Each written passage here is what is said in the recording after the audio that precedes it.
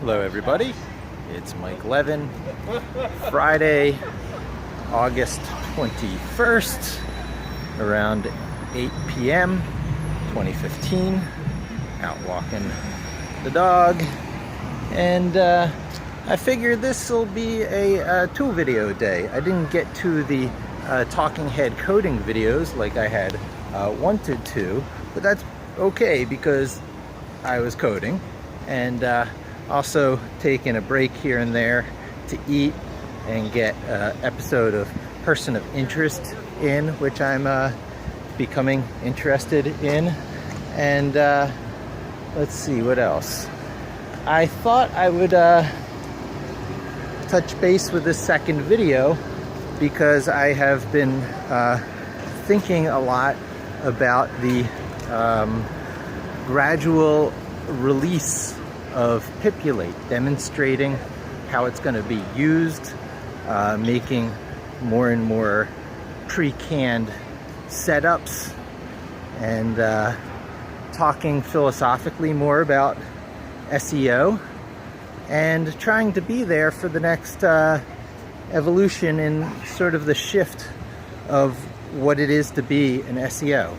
I remember I was there, I don't know, 15 plus years ago, when search engine forums, part of the Jim Wilson family of sites, belonging to the late Jim Wilson, but it was one of the first search engine forums in existence, and it reigned supreme in the era of Alta Vista, and I was a moderator there. I was Mick Levin, M-I-K-L-E-V-I-N, and later Mike-Levin.com, and then I sort of just became disconnected from the forums, never made a transition to any of the other forums.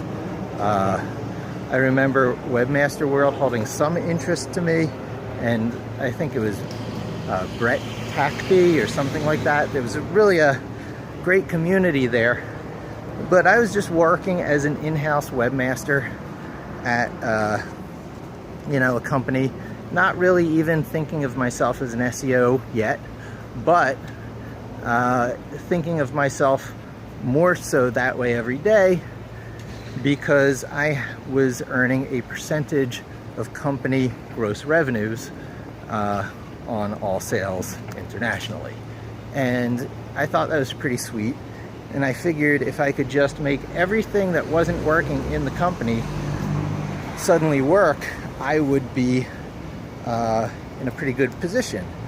And pursuing that goal, I did what came to be thought of in my mind as the third generation of my generalized system. It was essentially Ruby on Rails, but on VBScript, Visual Basic Scripting Edition, and not nearly as sort of flexible as Ruby on Rails. It was a much more rigid set of Rails, such as it were, but it let me do some remarkable things like slam out an intranet that did just about every company function that they needed done.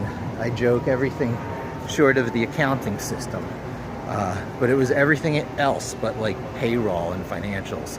Even some of the financials were in it, the data that was pulled for reports. But the use of that system quickly became a secret weapon, and I had already been doing it 2 times before. And by this, my third time, I had some very clear ideas of where I wanted to go with it, and I made it an awesome secret weapon. And then Ruby on Rails arrived, and VBScript became deprecated, I guess is the word for it. And there I was left having to re-platform myself. I saw this coming, years earlier, and I'd been doing my homework, and I looked at all different platforms. I even tried working with something called Helma, which was JavaScript on a server long before Node.js. But Node wasn't on the scene when I had to make my decision for a project I was working on at 360i, the marketing firm that tweeted "you can still dunk in the dark" during what I think it was the 2012 Super Bowl. Anyway, they had this stellar rise where everything aligned just right, and one of the things that aligned right was them being positioned in the most advantageous upper right position of something called the Forrester Wave Report on digital marketing companies. I believe it was 2012. And one of the categories of things that put them there was having their own proprietary technology. Sure, they had the sister company, SearchIgnite at the time, but that really couldn't be counted as 360i's own offering. They would have needed to have that asterisk, sister company. But I had built a fairly significant internal tool that crawled websites directly into Google Docs for interactive investigations right there with the client, and it was very innovative, and they wrote press releases about it, and it was one of the contributing factors to 360i actually being in that upper right quadrant. So I guess where I'm going with that is that these systems I create are pretty spot on powerful. They are perfectly suited to the problem domain that is online digital marketing, or as it's increasingly coming to be known, marketing. And the set of skills of being highly technical really helps you differentiate yourself, do more creative, ambitious things in the world of marketing, build your own tools, keep your tools flexible, help you advance your tools as the times change, so you don't have to completely re-platform yourself every few years from whatever was in style previously to what's the must-use software today. You'll always have something that you can always count on, always have it there, always have the licensing rights to use it. You know, very similar to how I think of Inkscape and GIMP in my toolbox right now. Inkscape to replace Illustrator and GIMP to replace Photoshop, and I'm increasingly becoming skilled at each of those free and open source products, and find myself becoming more and more comfortable and having all the what used to be hard work of manipulating SVG files and making rescalable alpha transparent files for the web for creative user interfaces suddenly becomes easier and easier, and without being beholden to expensive proprietary software, namely the Graphic Artists Guild known as Adobe. And it's whatever, $600 a year. You got to pay for the full creative suite on the cloud, or whatever it is they're calling these days. And you combine that with Adobe owning all that analytics stuff. I guess it was Omniture they rolled up. That's a pretty big powerhouse of a technology camp that isn't even Microsoft or Google. And it's interesting to think about a third big technology player. You know, not quite up there with Microsoft, but in that neighborhood, Adobe. Anyway, what do I get back to? Ah, yes, the tools. I am on what I would think of now as my 6th generation. Since 3 that I was just talking about, I went through 4 and 5. 4 being an attempt to do it on .NET, 5 being going back to VBScript, but embracing Ajax methodology, and that an extraction of that became Hittail. But I've been looking long and hard at everything ever since, and actually tried to do it on Ruby. Didn't bring it far enough to call it a one of the versions. The Ruby one didn't get an honorary version number the way the .NET one did. And I even looked at Go, the Google's own highly concurrent C-like, you know, Python-like programming language. And let's see, what else did I look at? JavaScript via Helma, like I had talked about. This was, you know, really before Node.js was on the scene. If Node.js was on the scene, I think I might have chosen it if the client libraries were there.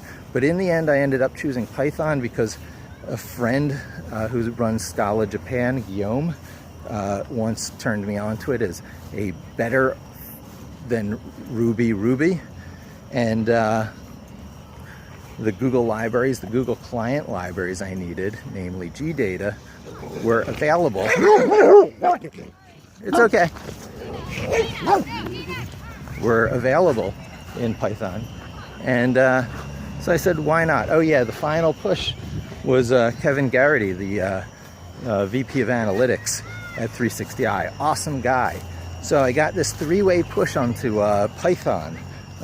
Guillaume, Kevin, and I guess the fact that the Google libraries I needed existed on it, I gave it a try. I fell in love, and I have actually done, I would consider the version I did for 360i, which I called Tiger, 360i Tiger, you can Google it, was another version in there.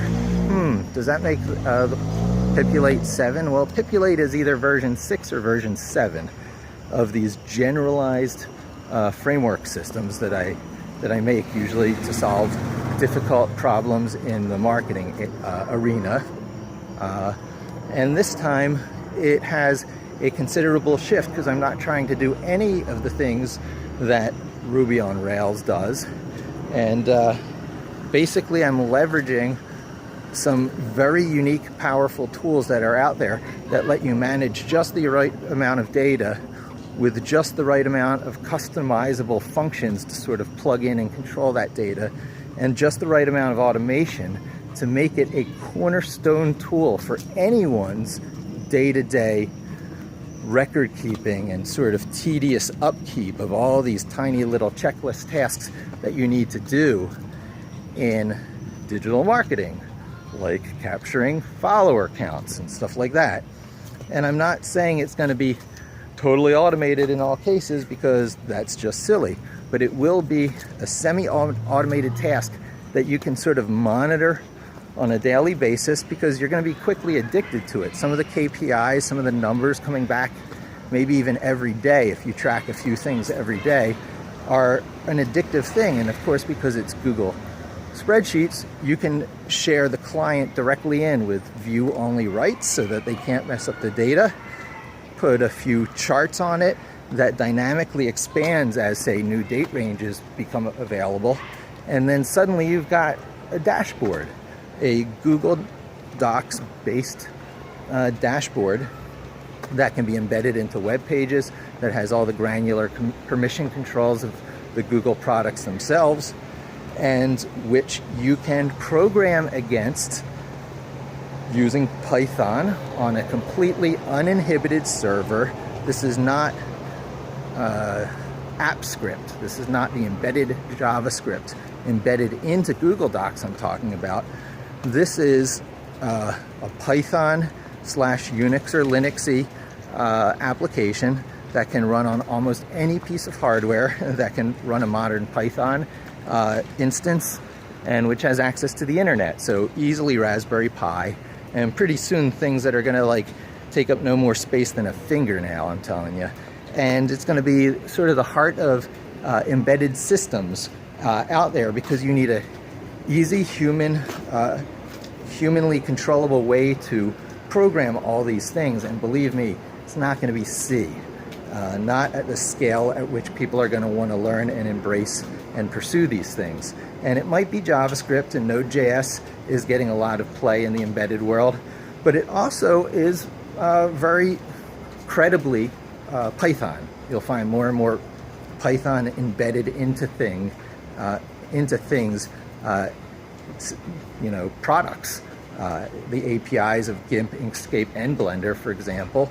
And I could probably think of other things, but the world of Python is coming much closer to, say, the world of Arduino and microcontrollers, where you even get rid of a lot of the rest of the general purpose computer that's usually behind Python, and think of it, more as a dedicated application on a chip, but one that you don't, need to be a C++ or Java programming wizard to control. You can program your own robots, such as it were, with Python. And I could probably ramble on, talk about how the legendary MIT CompSci intro program gave up Lisp in favor of Python, and it's a big political to-do. But I think I have dragged this video out long enough. It's just about 15 minutes if you made it this long. Well, thanks for listening to me ramble all this time. I hope you get something out of it. And I hope to see you again soon. And as usual, don't forget to subscribe. Bingo, Dino DNA.